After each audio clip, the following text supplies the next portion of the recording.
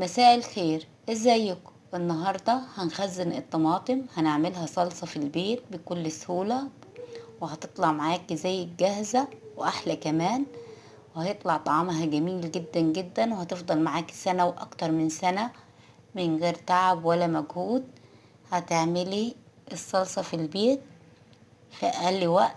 ولو عجبك الفيديو ياريت تشتركي في القناة وتفعلي زر الجرس علشان يوصلك كل جديد من فيديوهاتي على اليوتيوب وعلى صفحتي على الفيسبوك. ويلا بينا نشوف الطريقة بتاعتنا مع بعض. اول حاجة هنجيب الطماطم الكمية المناسبة اللي احنا حابين نخزنها ونعملها صلصة.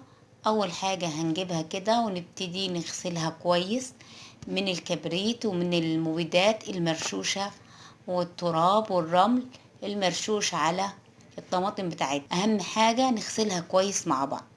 زي ما انت شايفة كده بدأت اشيل الغصن بتاع حبة الطماطم، وكمان اغسلها كده. هتنزل طين وتراب ورمل كتير، هغسلها مرتين لحد ما تنضف معانا. هنبتدي بعد ما نغسل الكمية كلها بالشكل ده هغسلها مرة تانية علشان تنضف معانا اكتر وننضفها كويس. دي اول مرحلة في تجهيز الطماطم بتاعتنا، لازم تغسليها كويس بالشكل ده. بعد ما غسلت الطماطم بتاعتي كويس هبتدي اشيل الحتة اللي فيها بيبقى فيها الغصن بالشكل ده.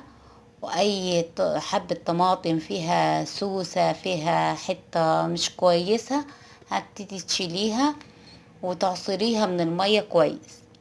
احنا عاوزين نصفيها من اي مية جوه الطماطم بتاعتنا، مش عاوزين اي بذور، عشان البذور هتتعبك وهتحتاجي انك تصفيها وهتتعبك في تجهيز الطماطم. لكن كده ممكن ما تحتاجيش انك تصفي الطماطم بتاعتك من البذور. كده انت بتعصريها وبتتخلصي من اي بذور جواها بكل سهولة في الاول قبل ما تسويها بالشكل ده. زي ما انت شايفة كده هبتدي اخلص جميع الكمية بتاعتي بالشكل ده، وهنشوف باقي الخطوات بتاعتنا مع بعض. زي ما انت شايفة كده دي كمية البذور اللي خرجت معانا من الطماطم والمية دي. لو انا سبتها كان اخدت وقت على النار طويل وكانت تعبتنا كتير، لكن كده مش هتتعبي خالص، مش هتاخد اي وقت منك على النار. انا رفعت الحلة بتاعتي دي الكمية اللي انا هجهزها معاكم.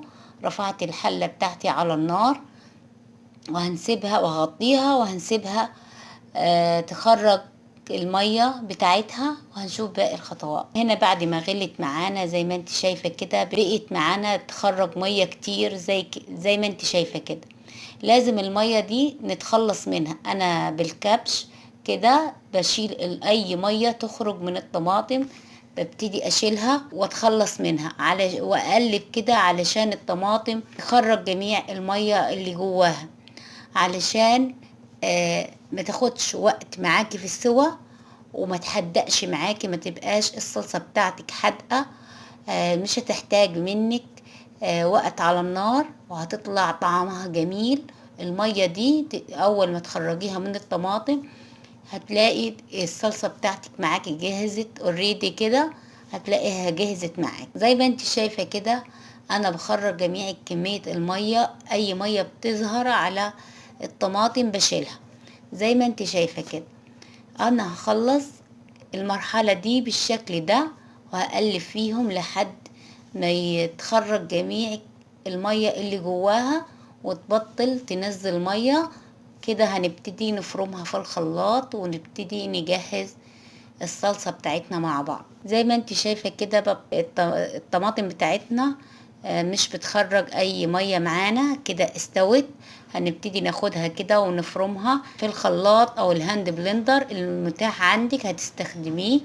هبتدي افرمها في الخلاط بالشكل ده علشان تنعم معايا كويس، تطلع معايا صلصة ناعمة جدا جدا.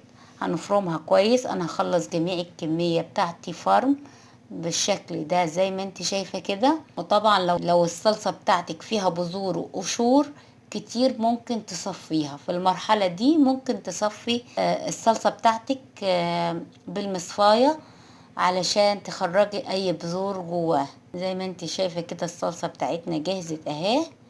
هنبتدي نحطها في حلة علشان هنرفعها على النار. انا خلصت الكمية فرم ورفعتهم على النار. نزلت بمعلقة ملح وكمان معلقة سكر وقلبتهم كده كويس. هنقلبهم كده كويس وايدك جواهم علشان ما يتحرقوش، وتهدي عليهم النار علشان ما يتحرقش معاكي. لحد ما يتسبك كده ولونه يبقى لونه احمر كده جميل. هتطفي عليهم النار وهتسيبيهم يبردوا. وبعد ما يبردوا هتبتدي كيسيهم في اكياس او في بطرمانات اللي متاح عندك. هتحتفظي الصلصة بتاعتك جواه. زي ما انت شايفة كده بعد ما بردت الصلصة بتاعتنا، شايفة تقلها قد ايه جميلة جدا زي الجاهزة واحلى كمان. طعمها جميل، لونها رائع كمان. الكاميرا ظلمة اللون بتاعها، هي حمرة جامد جميلة جدا زي الجاهزة واحلى كمان. هبتدي اعبيها في اكياس او بطرمانات على حسب رغبتك. انا بحب اعبيها في اكياس واحتفظ بيها في الفريزر. بتفضل معايا لمدة سنتين او سنة على حسب ما اخلص الكمية. بتفضل الكمية جميلة جدا وحلوة ولونها حلو وطعمها جميل مش بيغير. بتفضل معايا السنة كاملة من غير ما تبوظ، واكتر كمان من سنة بتفضل زي ما هي. جميلة جدا. طبعا انا هعبي الصلصة بتاعتي كلها جميع الكمية واحتفظ بيها في الفريزر زي ما قلتلك. ويا رب كده يكون الفيديو نال اعجابك. واذا عجبك الفيديو شير ولايك للفيديو، تفعيل زر الجرس ليوصلك كل جديد من فيديوهاتي على اليوتيوب وعلى صفحتي على الفيسبوك. ومع السلامة.